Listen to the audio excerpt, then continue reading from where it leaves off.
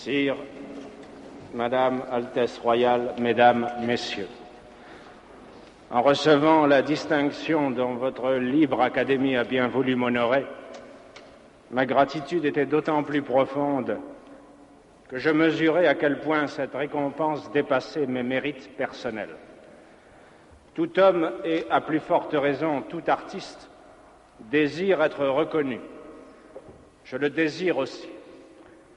Mais il ne m'a pas été possible d'apprendre votre décision sans comparer son retentissement à ce que je suis réellement. Comment un homme presque jeune, riche de ses seuls doutes et d'une œuvre encore en chantier, habitué à vivre dans la solitude du travail ou dans les retraites de l'amitié, n'aurait-il pas appris avec une sorte de panique un arrêt qui le portait d'un coup seul et réduit à lui-même au centre d'une lumière crue? De quel cœur aussi pouvait-il recevoir cet honneur à l'heure où en Europe d'autres écrivains, et parmi les plus grands, sont réduits au silence, et dans le temps même où sa terre natale connaît un malheur incessant? J'ai connu ce désarroi et ce trouble intérieur. Pour retrouver la paix, il m'a fallu en somme me mettre en règle avec un sort trop généreux.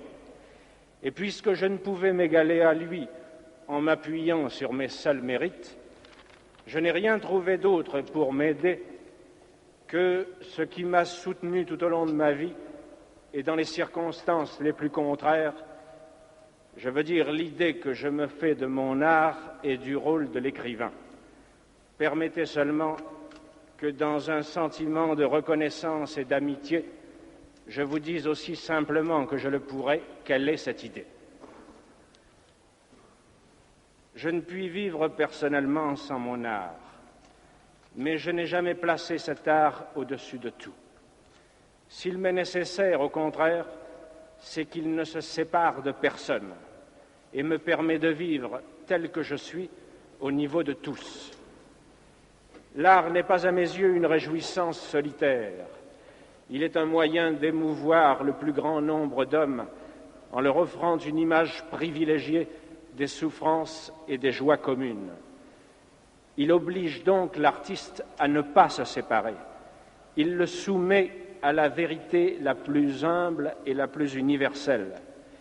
Et celui qui souvent a choisi son destin d'artiste parce qu'il se sentait différent apprend bien vite qu'il ne nourrira son art et sa différence qu'en avouant sa ressemblance avec tous. L'artiste se forge dans cet aller-retour perpétuel de lui aux autres, à mi-chemin de la beauté dont il ne peut se passer et de la communauté à laquelle il ne peut s'arracher. C'est pourquoi les vrais artistes ne méprisent rien. Ils s'obligent à comprendre au lieu de juger, et s'ils ont un parti à prendre en ce monde, ce ne peut être que celui d'une société où, selon le grand mot de Nietzsche, ne régnera plus le juge, mais le créateur, qu'il soit travailleur ou intellectuel. Le rôle de l'écrivain, du même coup, ne se sépare pas de devoirs difficiles. Par définition, il ne peut se mettre aujourd'hui au service de ceux qui font l'histoire. Il est au service de ceux qui la subissent. Ou sinon, le voici seul et privé de son art. Toutes les armées de la tyrannie, avec leurs millions d'hommes, ne l'enlèveront pas à la solitude, même et surtout s'ils consentent à prendre leur pas. Mais le silence d'un prisonnier inconnu, abandonné aux humiliations à l'autre bout du monde, suffit à retirer l'écrivain de l'exil, chaque fois du moins qu'il parvient, au milieu des privilèges de la liberté, à ne pas oublier ce silence et à le relayer pour le faire retentir par les moyens de l'art. Aucun de nous n'est assez grand pour une pareille vocation. Mais dans toutes les circonstances de sa vie, obscure ou provisoirement célèbre, jeté dans les fers de la tyrannie ou libre pour un temps de s'exprimer, l'écrivain peut retrouver le sentiment d'une communauté vivante qui le justifiera, à la seule condition qu'il accepte, autant qu'il peut, les deux charges qui font la grandeur de son métier, le service de la vérité et celui de la liberté. Puisque sa vocation est de réunir le plus grand nombre d'hommes possible, elle ne peut s'accommoder du mensonge et de la servitude qui, là où ils règnent, font proliférer les solitudes. Quelles que soient nos infirmités personnelles, la noblesse de notre métier s'enracinera toujours dans deux engagements difficiles à maintenir, le refus de mentir sur ce que l'on sait et la résistance à l'oppression. Pendant plus de 20 ans d'une histoire démentielle, perdu sans secours, comme tous les hommes de mon âge dans les convulsions du temps, j'ai été soutenu ainsi par le sentiment obscur qu'écrire était aujourd'hui un honneur, parce que cet acte obligeait et obligeait à ne pas écrire seulement. Il m'obligeait particulièrement à porter, tel que j'étais et selon mes forces, avec tous ceux qui vivaient la même histoire, le malheur et l'espérance que nous partagions. Ces hommes, nés au début de la Première Guerre mondiale, qui ont eu 20 ans au moment où s'installait à la fois le pouvoir hitlérien et les premiers procès révolutionnaires, qui furent confrontés ensuite pour parfaire leur éducation à la guerre d'Espagne, à la Deuxième Guerre mondiale, à l'univers concentrationnaire, à l'Europe de la torture et des prisons, doivent aujourd'hui élever leurs fils et leurs œuvres dans un monde menacé de destruction nucléaire. Personne, je suppose, ne peut leur demander d'être optimistes.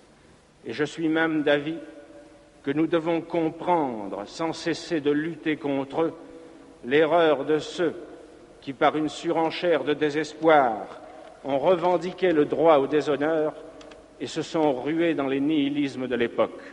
Mais il reste que la plupart d'entre nous, dans mon pays et en Europe, ont refusé ce nihilisme et se sont mis à la recherche d'une légitimité.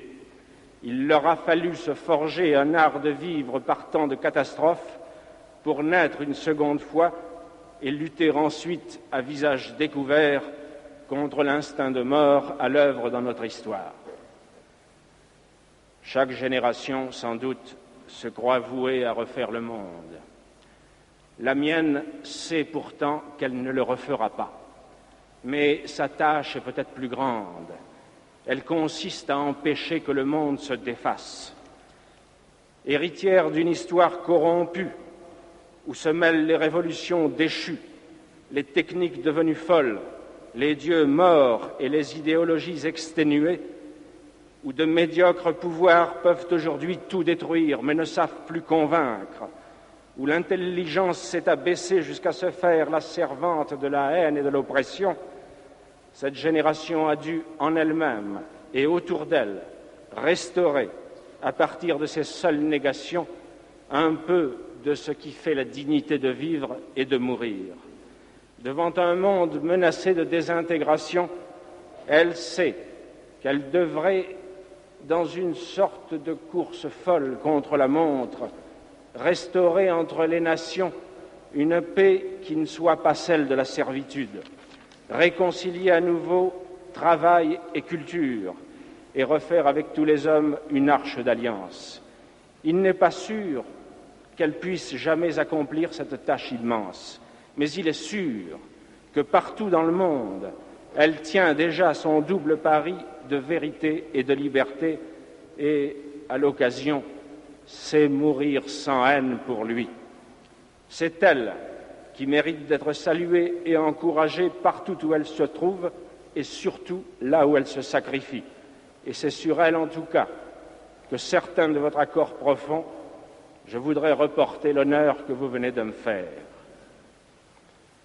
Du même coup, après avoir dit la noblesse du métier d'écrire, j'aurais remis l'écrivain à sa vraie place, n'ayant d'autre titre que ceux qu'il partage avec ses compagnons de lutte, vulnérable mais entêté, injuste et passionné de justice, construisant son œuvre sans honte ni orgueil à la vue de tous, sans cesse partagé entre la douleur et la beauté, et voué enfin à tirer de son être double les créations qu'il essaie obstinément d'édifier dans le mouvement destructeur de l'histoire.